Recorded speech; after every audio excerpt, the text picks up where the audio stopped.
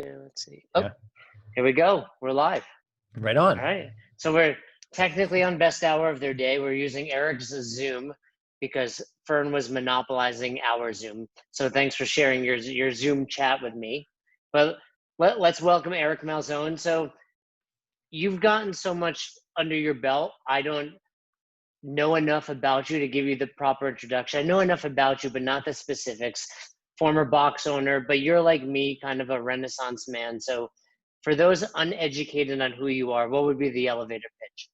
Yeah. Yeah. Okay. Oof. You know, this is, it's a really tough question for me to answer because I always use this analogy like, well, we're up in Northwest Montana. And first of all, Jason, thanks for having me on, man. I I love thought the you were about to show. say coming on your show. Yeah. Yeah, I know. It's so funny. And you and I haven't connected in about a year and a half, but same thing. I'm always interested to see what you're up to. You're always moving and shaking and doing really cool stuff. So once again, thank you for having me on. Anyway, getting back to the story. So I live in Northwest Montana and we're about an hour south of the Canadian border. And whenever I cross the border, they always ask you like, well, are you here for business? I'm like, I don't know. Kind of, right? Bad answer, number one. But then they say, well, what do you do? I'm like, I don't know. I guess I'm a consultant. Is that the best thing to say? I have a podcast and I start listening things that I do. But I think ultimately what I do is I am a big believer in the go-giver way of business. And people who have read that book by Bob Burg, it's my favorite business book of all time. So really, I search out ways to understand and establish more value in the relationships that I have on a daily basis. And sometimes that ends up being business coaching and mentoring. Sometimes it turns out being consulting. Sometimes it turns out being joint ventures. But that's essentially what I do. Is I'm very entrepreneurial. I like to have a lot of things going on at one time, and I just enjoy working with people and helping them grow. Yeah, I would say, the right classification would be entrepreneur. Yeah, I think so. Unfortunately, the Canadian Border Patrol doesn't take too kindly. I remember one of my first times going to Canada was for a coach Ripito. I was working with Rip, one of Mm. his seminars, and man, they held me up there for like an hour. And I'm like, I'm just trying to teach people how to squat. And like, why can't we do it? I'm like, well, Canadians aren't as good as me at teaching Right. people how to low bar back squat. So whose fault is that? So, something interesting you said though is these connections, and that's something I enjoy about this as well. But how do you find the balance of, I always like connecting and I always like sharing and I always like learning, but the balance between that, B, knowing what from that group is income or Mm. work, in other words, and then also knowing that, hey, I can't do this 24/7 or else I'm neglecting other also important people in my life. Because I can talk to someone like you all day. This isn't Yeah. necessarily a moneymaker, but it's, for me, very important. Yeah. But if I did this all day, eventually Roz is going to be like, are you cheating on me with Eric? So where's that balance for you? That's I think for people like you and I who truly do love the conversation, love connecting with people and really put relationships first, it's a tough thing to do. And I think what the question is how do you monetize that, right? How do you get it, turn it into income? And there's a little bit of faith involved with that. But the challenge for me, man, is like I make a lot of connections within the fitness industry or entrepreneurship in general that have become very fruitful for everybody but me. And that's cool. I'm cool with that. I'm learning how to kind of wedge myself into the middle of things so I can still offer value in those relationships. But the thing about it is I get so much fulfillment from just doing that connection and talking to people and learning their story that sometimes that's enough for me. And I don't have a really good answer, man. I think that, like I talked about in the beginning of, fully adopting what I call the go-giver way of like always looking to produce more value than I take in return. Right. That's always the goal for things and the interactions I have on a daily, if not hourly basis. And that doesn't always work out financially for me. But I do believe that if you have faith and you stick to it for a long enough time, it does. And that's a very powerful thing. It just takes a little bit of faith and understanding that, hey, if you just focus on value and be that person that people want to talk to, people will want more of it. And it is working. It took me a little while to figure out how to do that and when, and, be more assertive with like, hey, this is what I need. This is how I work. And this is how I'm incentivized to do the things that you would value me doing. That took a while. And now I'm very much interested in doing things that are big home run projects, not necessarily day-to-day income. So, now I look for ways understanding my value of doing things like joint ventures. Like right now, you and I know the fitness industry is changing rapidly, and who's going to come out on the other side. Um, and I've built enough relationships with 600 some odd podcast interviews, just like you have, Jason, that, the ones that when I stop and think like, hey, where is this going? Where is the puck going to now? Well, let me get back in touch with those people, find out what they're up to, see if they need any help, and start that relationship that way. So that's in a loose framework. That's the way I look at things and how I try to do it. And I don't have a good answer for how to balance it because every day is different. I wake up in the morning and I wonder what opportunity is going to come by my way today. Right. And when you start looking at life that way or business that way, then it gets pretty exciting, but there's no guarantees of anything. But that's also entrepreneurship. So you've, like me, been involved in many things. And I think the Mm-hmm. challenge with entrepreneurs, and I think a good segue to talk about the current state, is knowing when to end the business as well. Yeah. I think that's a struggle I know I've had. And I know you've been involved in businesses that have ended. And I also know, the current state is there are a lot of boxes, CrossFit affiliates that are facing uncertainty, still haven't opened, don't know when they're going to be able to open. In your experience, how have you been able to determine, hey, this is the right time to wash my hands of this? It's time to move on to the next thing. Yeah. Yeah. That's another excellent question, man. You've just thrown me some curveballs here. I don't have a good answer for that, except that I have learned a lot along the way. And, we can talk about box owners in a second and what they're looking at right now. But I've gotten much better at really testing something before I go all in.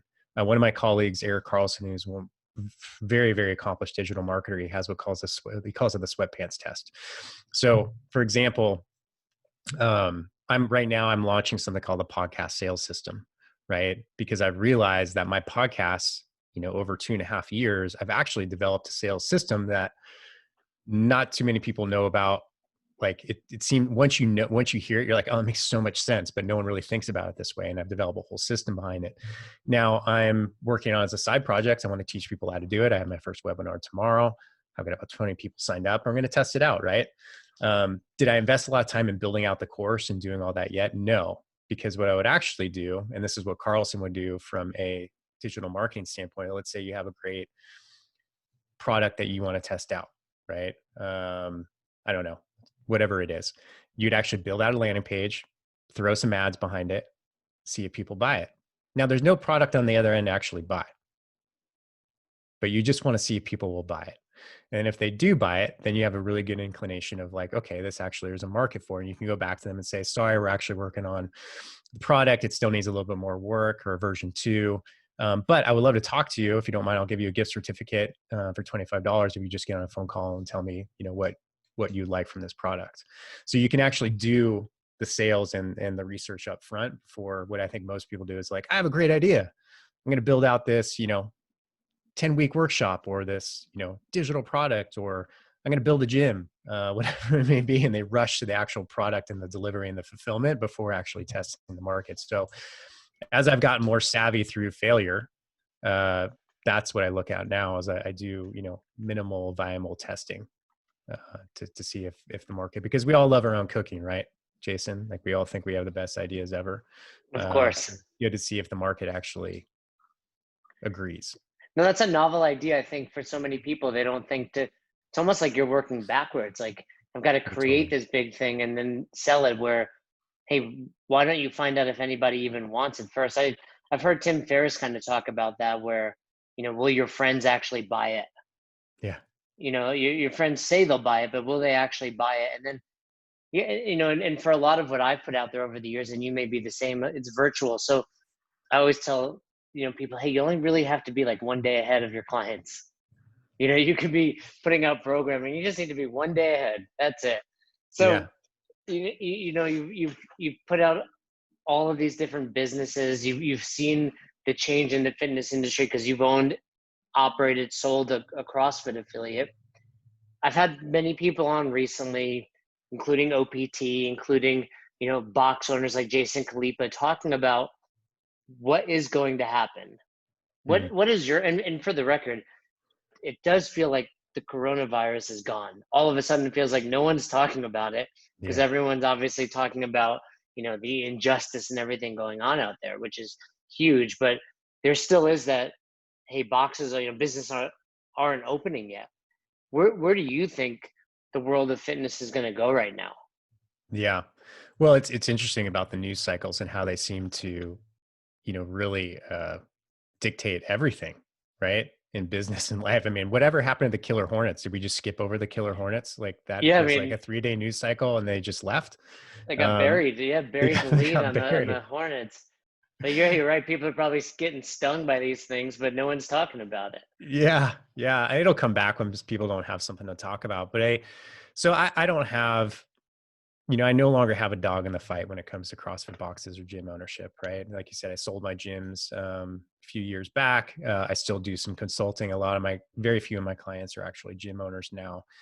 So that being said, I feel like I can be very honest. And I know one of my colleagues had discussions with Glassman, and the estimate was that 30 to 40% of gyms will close and they won't reopen ever again. And that number makes me deeply sad because I know how much work and how much passion go into these gyms. So where's it going? Well, I can only imagine a couple things is that it's not going to come back fast, right? In most cases, I was in the gym here in Montana open again. It's more of a big health club, and I went in and, out of a normal day for them pre-COVID was over 1,000 people coming in per day.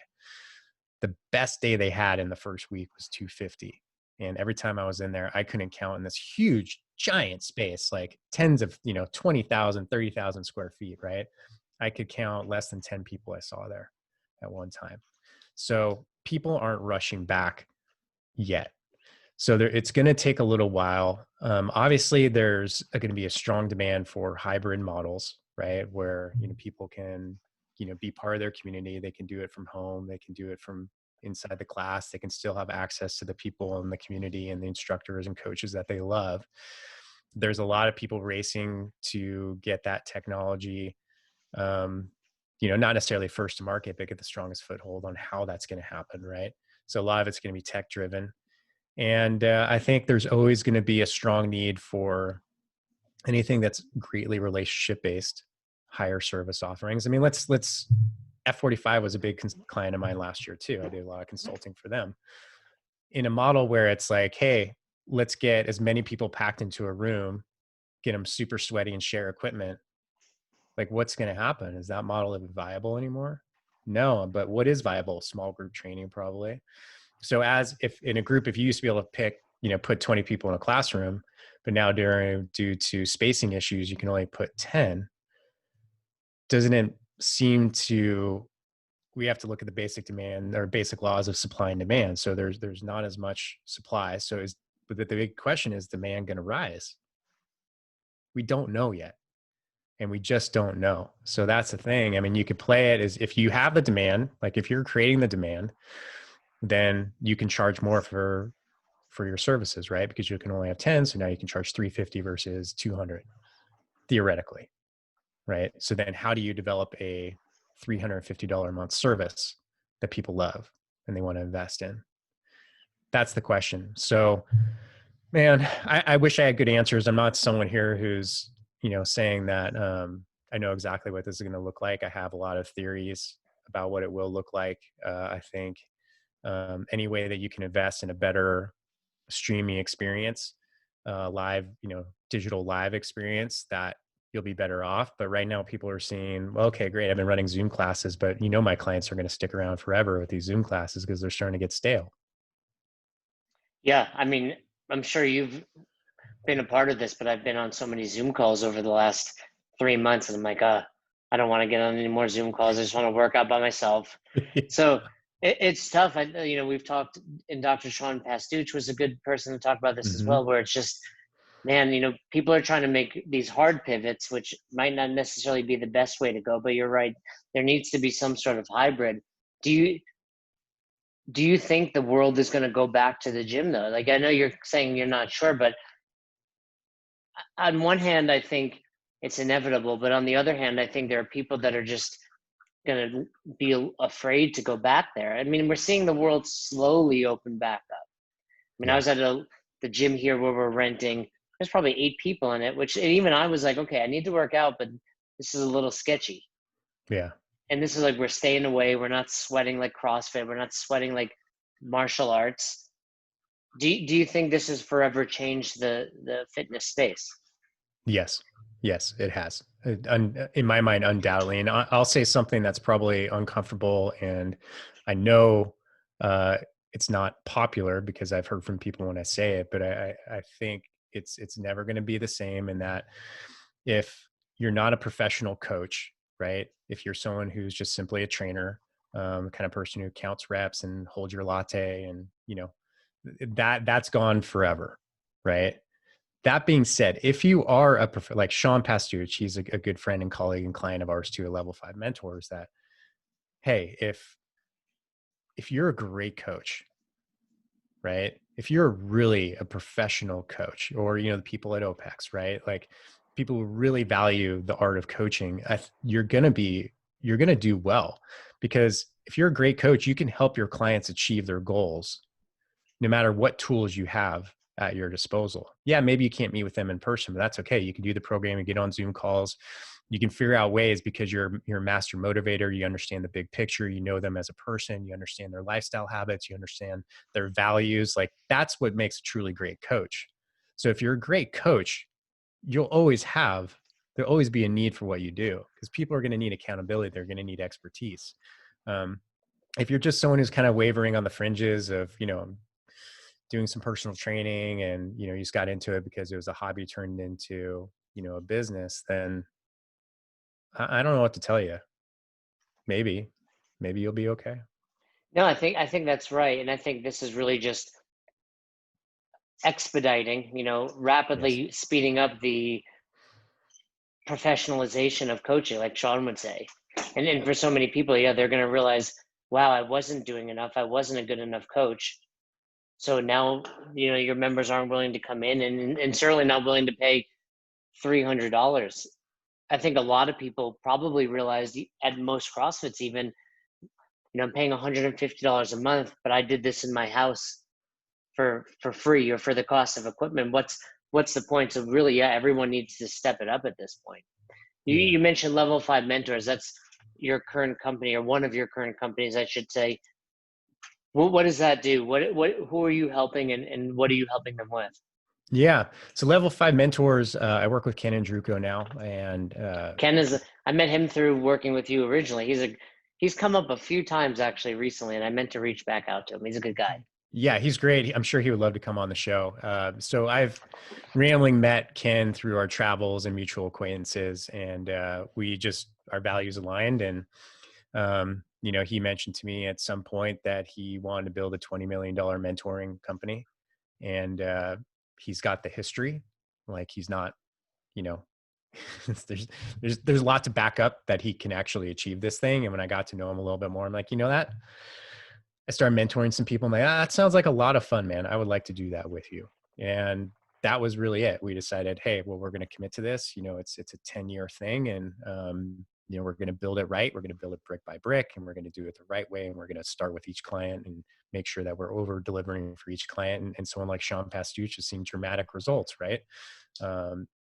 So that's what we're up to. We really we mentor entrepreneurs in not just fitness and health, but all different areas. We have people from all over the globe that we work with in various different industries. But I think ultimately, at some point, every entrepreneur gets stuck. right? Spinning your wheels, not really sure how to change your business or what needs to happen next. And you need someone with an outside perspective to help you get unstuck. And that's really what we do in the simplest form. Well, when I worked with you and Doug in the past, Yeah. I never would have thought I needed that. And I've talked to, not to keep bringing, I don't want to, you know, promote Sean's ego, so I don't want to talk too much about Yeah. it. He is I our think most he's good. His ego's, it's capped out. We don't have he's to our worry about it. most prominent guest on the show. So he already knows we're big fans of him. But he was someone who really, you know, also told me, hey, you need a coach. And I know he's worked with quite a few people. I didn't Hmm. actually realize he was probably one of the people that mentioned Ken now, actually, in retrospect, that I think about it. But yeah, I mean, if you're an entrepreneur and you don't have a coach, especially in the fitness world, it's like that's what we do. Mm, But then we don't think to ourselves, just because we don't need a coach in fitness, like, yeah, I got nutrition and training, check, but I still need someone to tell me what to do at 6 a.m. when I wake up. I still need someone to push me to do those. And sometimes it's even just the brainstorming. yeah. Like I remember specifically one time, it was before Roz and I were going to Hawaii. And I was saying how we're going, and it was you, and it was Doug, and this woman Kate, who I'm a big fan of, Hmm. and you guys were like, "Well, document your trip and call it I forget even the name that we called it, but anyway, it was like I wouldn't even have thought to do that, had I not just brainstormed with you, and that happened time after time. So whether it's working with you and Ken, or whether it's finding another coach, if you're an entrepreneur and you're listening to this, you're doing yourself a disservice. One thing I've noticed about your posts are you use a lot of stoic quotes. Mm. Tell me about the connection between stoicism and what you're doing, because I mean, look right here, I've got Daily Stoic in the journal, right by my computer. So I'm a Yeah. huge fan. It's something I read the Daily Stoic last year. I'm reading it again this year, but this year, in conjunction with doing the journal every day, huge life changer. So Yeah. every time I see your post, I know recently you had one with Marcus Aurelius. So what are what's the connection for you, and what's the value there? There's so much. Yeah. And I think I'm on my fourth go around of the Daily Stoic now. I just constantly just read it every day. Uh, I've got the app, the yeah. books, the pod. I mean, Cool. Ryan Holiday knows how to get someone invested. His new book's great too. I don't know if you read it. Stillness is key. Yeah. Yeah, Really that good. was that was actually my favorite. I like that better than the obstacle is the way. Yeah, I think they're all great. I mean, his principles are the same. It's just different stories that he uses to implement it. So stoicism, man, I'm not I'm not a religious person. Um, so I need some sort of guiding structure, and for me, stoicism rang true to me so many years back that I live it and breathe it. I'm like most entrepreneurs, I have a certain level of anxiety and stress and uncertainty in my life, right? And when you start really hammering home and adopting the philosophy of stoicism, understand there's certain things you control, but the one thing that you can truly control is the person that you are and how you deal with the things that happen externally. And like, what a more powerful concept to live by than that, right? Like, hey, the goal is to be a good person. That's the goal, I right? mean, when you read the book, in the last few days especially, it's all about like, hey, that's your job. Yeah, yeah, yeah. Right now, especially in this month, I had a great quote from the astronaut that I think it was yesterday's. I don't know if you remember. Oh yeah, I actually posted that this morning on my Instagram, Yeah, I did that where it's like yesterday I want too, to grab the politician. by the scruff of the neck, and Yeah, just yeah. yeah, look at that, you son of a bitch. Yeah, it's a great quote, and it's just stoicism's given me that anchor. Um, and what entrepreneurship can be a very tumultuous thing, and if you are an entrepreneur or self-employed or whatever you want to call it, uh, you also find that maybe people you talk to find you and what you do unrelatable. One of my favorite things is getting a whole room of entrepreneurs together because everyone actually relates to each other.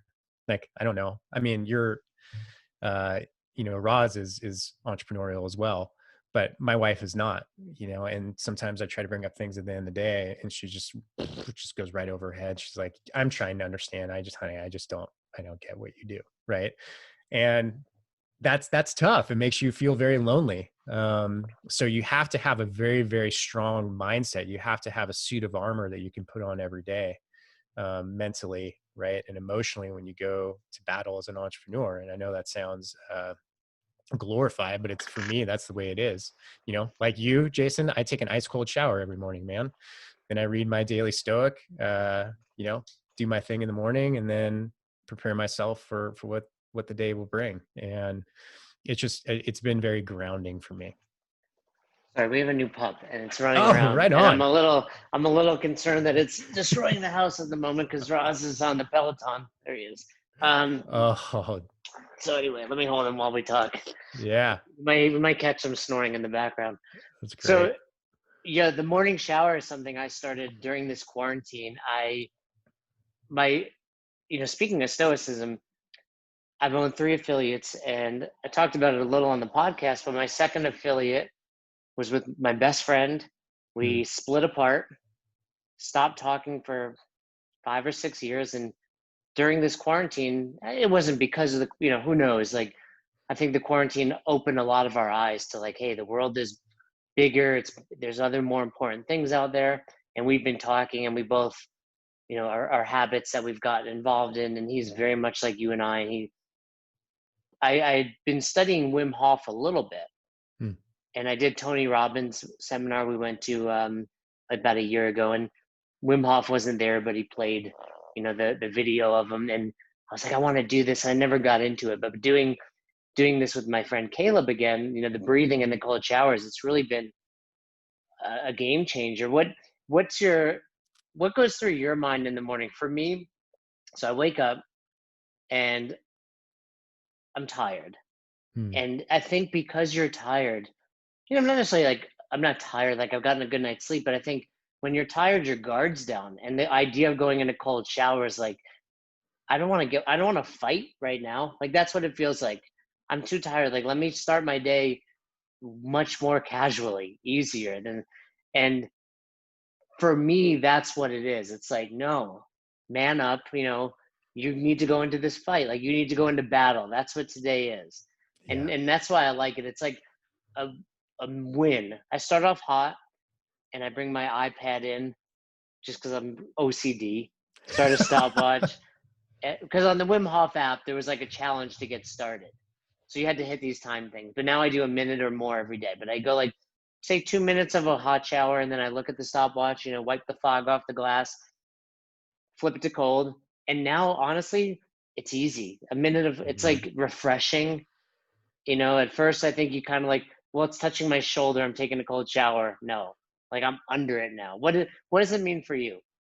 Yeah, it's my journey into it's been really interesting, man. So I met a guy here. I was considering getting some new ink. He's a great tattoo artist, and we started to kind of talk and chat and get to know each other a little bit. And he's like, "Hey, man, I have something I think you may find interesting." And I'll try to keep this as brief as possible. But he's a guy who, Jake Burleson, by the way, Burleson Tattoo here in Whitefish, Montana, very famous artist. And he's had a rough upbringing, rough go, but he's completely transformed himself. And he's like, tens of thousands of hours of meditation didn't do the trick, but this did. And he introduced me to Wim Hof breathing. He introduced me to cold water exposure, and he also introduced me to, um, part of the breathing that he taught me was like, in the breath hold cycles, you actually listen to a recording of yourself talking about your achievements later in life as if they've already happened. I I know that like sounds a that. little weird, but it's pretty cool. And so I really got into it, and I don't listen to the recordings as much anymore because I feel like I get that part, but I do a cold shower every day. And for me, um, I actually wake up every morning tired and anxious. It's just my default. I don't know why that is. Wasn't always like that, but at some point in my life, I just woke up anxious. And when I start my day, same thing with you, is I'm like, God, it would be maybe easy to just kind of ease in and grab a cup of coffee and read a book. But I'm like, nah, can't do that. I got to go for it. So I've been doing this for so long. I jump right into the cold shower. I do a cycle of Wim Hof. I jump right into the cold shower. I do about 6 to 8 minutes of as cold as I can get it. Six to Um, eight minutes, yeah, very long. and And no warm then beforehand. no, I'm just in now. So Making me this feel didn't like happen weak. You're overnight. making me feel weak, Eric. Well, this didn't happen overnight, man. You're just getting started. Like you will get that way. And now I also do things. I do, go in the lake out here in Whitefish, or I jump in the North Fork River. And to me, it's great. Like I have very high cold water tolerance now. It's awesome, but it does get me. It's that win, right? It's same thing, man. It's like, okay, I just conquered something. I overrode my my inner desires to stay comfortable, and it works great for me. And then afterwards, I feel lively. I'm good. I can go with my coffee and do the rest of my day. But I knew I got one in the bag right away. It's kind of And like the I think it was an admiral, I forget his name, that wrote that book of Make Your Bed. yep, yeah, And I think it's even I do that as well. For some hmm reason, Roz leaves that responsibility to me every day, typically because I'm in bed later than her. But the cold shower is that win, and it makes me feel just like I'm starting my day productively. And and the other thing it does is it really wakes me up. I'm yeah. gonna try to expand my time. 6 to 8 minutes is good. So you do a round of breathing hmm prior to just one round. 30 breaths, and then I go in, and then You occasionally, hold your probably breath in. no, I just do the, I can feel the heat now. Like once you start doing, Feel you can that feel tingling. It's real. yeah, it's real. And sometimes at the end, I'll do a round again, and then I'll do a breath hold. Just depends on where I'm at, what time in my day. Uh, but the other thing too is, if people are like me, who anxious, maybe full disclosure, go through cycles of depression every once in a while, this is a very natural, positive tool that greatly affects you in a positive way. I think I say positive a lot there, but it's really, it's powerful, and there's a lot of science behind it coming out now. Not only between mental health and fat loss and blood pressure and all these things that there are the benefits of cold water exposure on a daily basis. It's really cool, and it's free. Doesn't cost you anything. You just need some Yeah, cold water. I was telling you earlier we're buying a house out in Arvada, It's and awesome. one of the first things I want to do is get a plunge, because the cold Mm, shower is great, but I'd rather wake up. And obviously, living in Colorado, it's not hard to find cold water, but you want to just be able to go downstairs. My goal is to get a plunge in a sauna, yeah, me too. and listen to probably a little too much Joe Rogan talking about the benefits of the heat as well. But I think together it's just phenomenal. And to wake up and to do something, I think for a lot of people, I say this a lot, and maybe I'm biased, but I think the world in general has gotten very soft. Hmm. And this idea of like, oh, doing these hard things, getting out of your comfort zone, it's like, yeah, you should seek that out more. You need to seek that out more. So it's interesting to hear other people that do that. And I think that's one of the best things about stoicism. I think the way you put it is great. It's like an anchor. Yeah. And I find myself falling back on it. Even when, I interact primarily with Roz these days, in times where in the past I would have overreacted or yelled, or even when it comes to business, realizing nothing's urgent. You can only control what you can control, and going from there. What are some other things that you've incorporated since we've last spoken that people might be interested in implementing themselves or experimenting with? Yeah, I think journaling is still something I do most days. Um, one thing that I think that kind of falls into the stoicism category that people don't do nearly enough is, A, on a daily basis, contemplate your own mortality, and then B, look up in the sky and realize that, A, we're all going to die, right? Especially in this pandemic thing, everyone seems to think that healthcare is going to save everybody and it's failing people. Well, no, people drop dead. And I'm not going to politicize your podcast, but it's this is part of the natural order of things. And anyway, moving on from that one, and then also look up in the sky, because I think you start to realize that, like, wow, I am so tiny. We're all the stars of our own movie in our head, right? But when you really start to take a global perspective, like there's almost 8 billion people now on the planet, like stop stressing about the little things, because they're not a big deal in the grand scheme of things. So get on with your life, start doing the things that you want to accomplish. Because I'm 43 now, man. I didn't think 43 would come this fast, but here I am, technically past the halfway mark. When Nah, did that happen?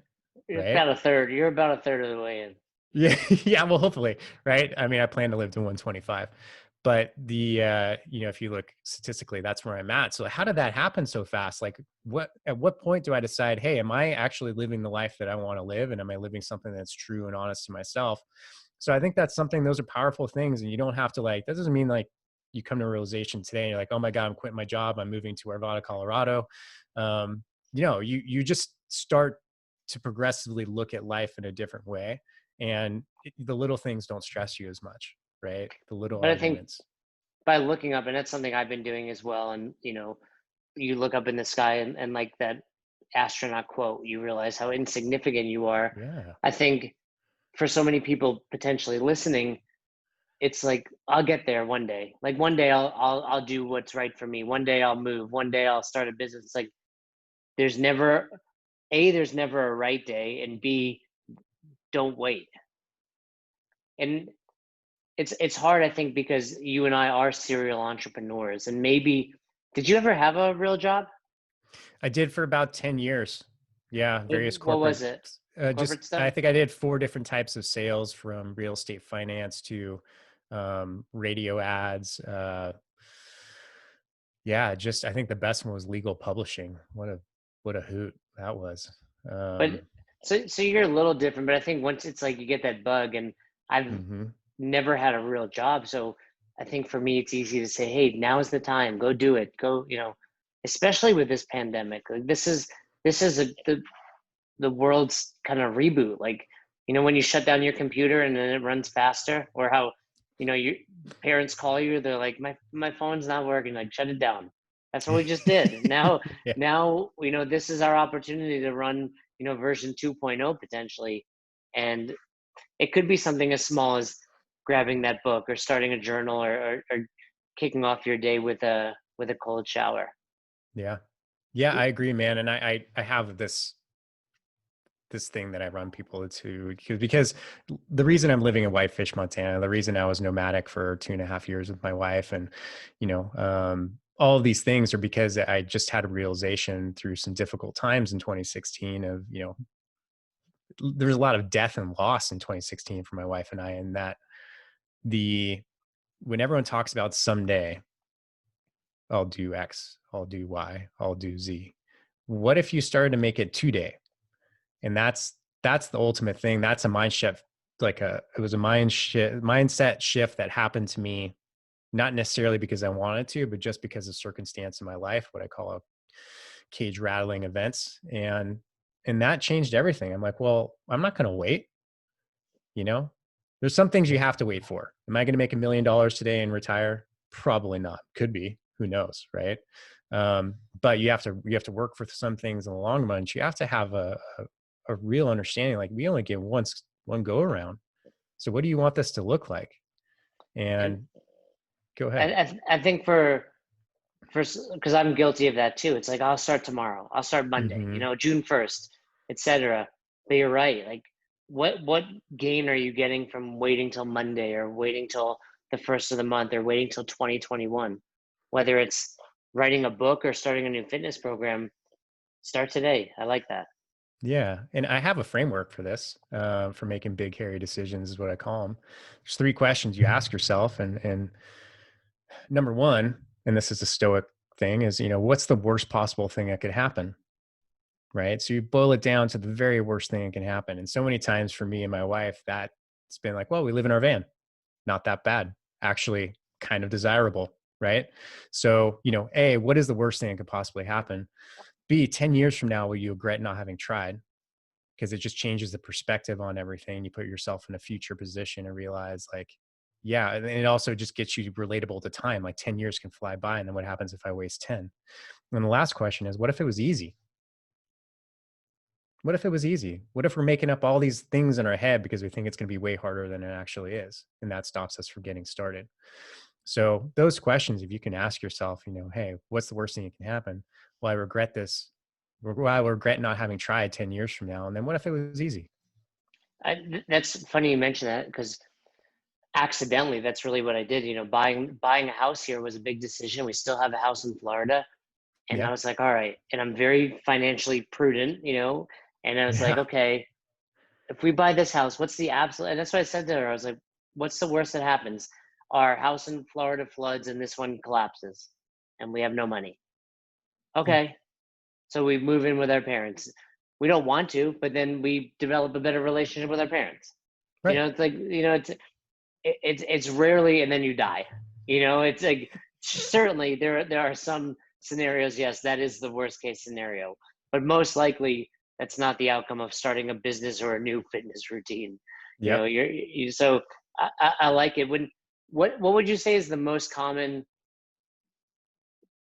what's the most common thing you work on with entrepreneurs, whether it's Dr. Sean or some of the other entrepreneurs you've mentioned. If someone's listening to this and they're like, well, I don't really need a coach because I do everything pretty well, what are some of the things that they may not realize they either aren't doing or could be doing better? Yeah. Well, I think number one is you always start with mindset, getting people to think about their thinking, right? And understanding, well, you have certain patterns in the way that you look at things and you need those broken or you need an outside perspective. So, someone, for example, had multiple programs going on right now. They're selling an online course. They have a 6-week challenge. They do this, that, that, that. And then all of a sudden just from helping you understand the way they think is you say, well, what if you could change someone's life, what's the program that you would offer? And what are all the things you would do? And what's the price that you think it's worth? And then simply by doing an exercise like that, you're like, well, that's your business now. Yeah. And you're going to charge someone 20 grand, not 200 a month. Right. And it just changes the way that people look at it. So I think mindset, thinking about your thinking and understanding the patterns that we have is really powerful. The other thing, which I always find hysterical, but seems to be coming up all the time, is time management for entrepreneurs. We've adopted a system of, we say there's 3 focus days, 2 buffer days, and 2 free days every week, right? Just because everyone seems to work on a 7-week cycle, which isn't necessary either. That's just a product of the Industrial Revolution anyway. But getting back to it is that most entrepreneurs are like, what do you mean free day? It means you don't do anything resembling work. You don't Go touch over your that again. It was 3. Oh, sorry. So 3 focus days, which is the days where you're really doing all of your transactional work. You're working with your clients, taking sales calls. It's the meat. Email, Yeah. the It's the meat typical of what your typical current running a business business. is. Yeah. The Okay. buffer days are where you do more highly strategic work, maybe content creation, things are more creative, right? And the best day to do that is the buffer day after. And you think about buffer days bookend the focus days, right? Gotcha. And Like for most people, that would be a Monday, Friday buffer day. Yep, that's what it is for me. Yeah. Okay. Because my wife still works on a corporate schedule, right? So, and the best day to be creative and do high level strategic stuff tends to be Monday. And if you plan your buffer day because you're coming off a couple free days, hopefully at least one. So that's not the hard part for most entrepreneurs. The hard part is taking the free day. Oh, it's so hard. It's so hard. Now, it hasn't been hard for me. I don't resonate with that. It's never been hard for me to just shut off, go somewhere like we'll take our adventure van out and we'll no phone, no nothing. I'm cool with that. That's really easy for me, but I know a lot of people struggle with it. And it's not just taking a free day from work, but also taking a free day from anything that really feels like work. Right. So a lot of people are like, well, I'm going to take my free day. I'm going to catch up on my laundry. I'm going to, mow the lawn. I'm going to do all these things that I freaking hate because it's my free day. No, actually just go out and just let your mind rest, have a good time, do the things that rejuvenate and make you feel better. Because when you come back, you're going to have a whole new, and a lot of times during those free days, what happens, I'm sure you get this too, Jason, is you get all these ideas flushing through your head. Like, Yeah. right.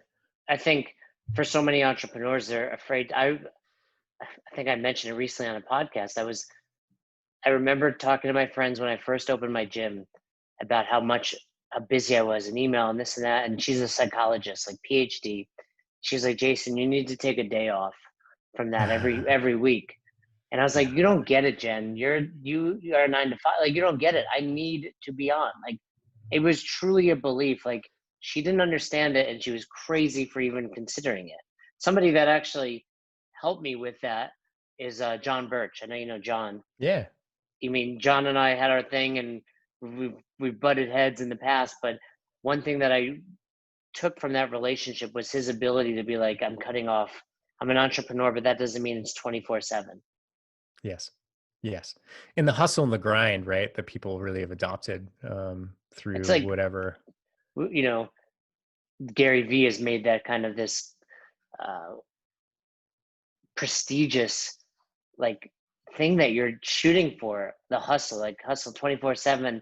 And I bought into it for a long time, and then you realize, wait, that's not a way to live life. Yeah. Yeah.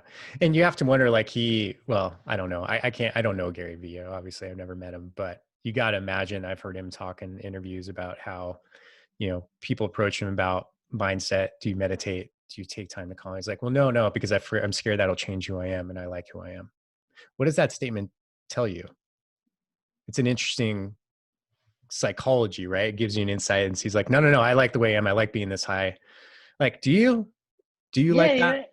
and who knows, He maybe he does. does, and at the same time, you can't fault him for that. He's been successful, but it's like people that say they don't need a lot of sleep. No, you just are sleep deprived. Yeah. Sometimes you just don't know any better. You don't know any different. Yeah. You know, Yeah. I And you don't want to find out. yeah, like if you're worried about what could go wrong, but really what could go right. Yeah. So looping it back, when people do take their first free day, the feedback is always the same. Like, that was amazing. I came back and I crushed work on Monday or Tuesday. Like, I had this great idea, because most of your problems as an entrepreneur can be solved by one of two things: a who or a what, right? So once you start to take a step back and you start to take a bigger picture view on things, and as that weekend rolls through, those free days roll through, and you have all these ideas coming and going, is you don't take time to write them down or note yourself. You just know that the good ones you'll remember on Monday, and that's it. So go enjoy a free day. It's your I life. I think if someone's listening and they're a box owner or whatever they do and they're afraid of it, you need to do it that first. It's like anything, you need to rip the band-aid off, because part of it is that FOMO. Yes. And then you realize, not only did I not miss anything that came in was not important, and I'm still getting back to. Yeah. I was recently driving, and like I had this itch to check my phone, and Roz was in the car and she was sleeping, and I was like, there's literally nothing that can come on this phone that is worth risking this car right now. And not the car, but who's in it and all that.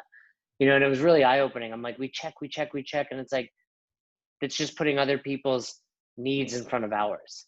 Yeah. Right. 100%, man. Anyway, it's been a great chat. It's always good. Always. I feel like I could do this forever. I have to hop on another call, and I'm sure you have a busy day, unless it's one of your free days, which I don't No, think it's it is, not. since we're sitting on here. But please let them know where they can reach out to you, Level 5 Mentors, and everything else you're doing.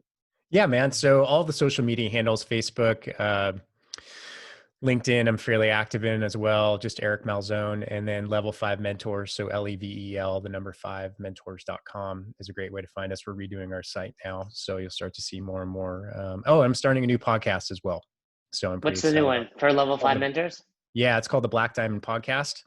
And if anyone knows me, I'm a big skier, but the whole thing is it's going to be very similar. I do the future of fitness, but I'm going to be interviewing more general entrepreneurs and founders from all different industries. So give me a lot of fun. That's going to be releasing in the next 2 weeks. And Can I I've give got you already have one? amazing. Can Yeah, I give you one idea? please. All right. Hook up you put your helmet on, put your earbuds in, and you Mm-hmm. record the podcast while you're skiing down a black diamond. Yeah. So, okay. I know you got so one other idea. That's awesome. The only issue is that it's an interview based format, Yeah, no, but I you're do. interviewing. They're on the black diamond with you. Oh, okay. So So as they're they're coming skiing with down, me. like, yeah, and whether they're a good skier or not, that makes the interview good or bad, right? Like, Yeah. I think the worse they are at skiing, the better the interview will be. That'd be There'll really be funny. a lot of screaming, and you have to ask them the question, like right as they're going over the edge, like Yeah. throw them some softballs on the lift, on the gondola, Yeah. on the way Yeah. up, and then hit them with the hard ones as you go down. It's like the hot ones. It's like That's exactly what I'm thinking. yeah. Yeah. There's a lot of shows, the hot ones. There's Kevin Hart has one where they go in a cold plunge. But yeah, you got to and of course get some video. Yeah. I love it, man. I appreciate it, Jason. Hey man, it's always great. Keep up the great work. I love what you're doing with your podcast. Well, It's awesome. thanks, you too, and it's always great to catch up. Yeah, man. We'll talk soon. Thanks for listening to Best Hour of Their Day If you haven't heard about Anchor, it's the easiest way to make a podcast. Let me explain. First of all, it's free. How cool is that? There's a creation tool that allows you to record and edit your podcast right from your phone or computer, so it becomes super simple. Some of these episodes with Fern or Todd or myself chatting with one another, we've done right within the app itself. Anchor will make it easy to distribute your podcast to all platforms, Spotify, Apple, and many more. And you can make money from your podcast with no minimum listenership. It's everything you need to make an awesome podcast in one place. All you have to do is download the free Anchor app or go to anchor.fm to get started today. Come on, who doesn't have Spotify at this point? And if you were unaware, Spotify now is offering podcasts. That's right. On Spotify, you can listen to all your favorite artists, but also podcasts in one place for free.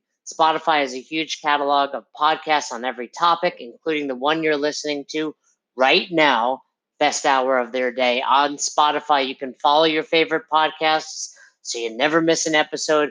Premium users can even download episodes to listen to offline wherever you are, something I always do before I hop on a plane. And you can even easily share what you're listening to with your friends on Instagram and other social media platforms. Here's the deal. If you haven't done so already, be sure to download the Spotify app, search for Best Hour of Their Day on Spotify, or browse some other podcasts if you want.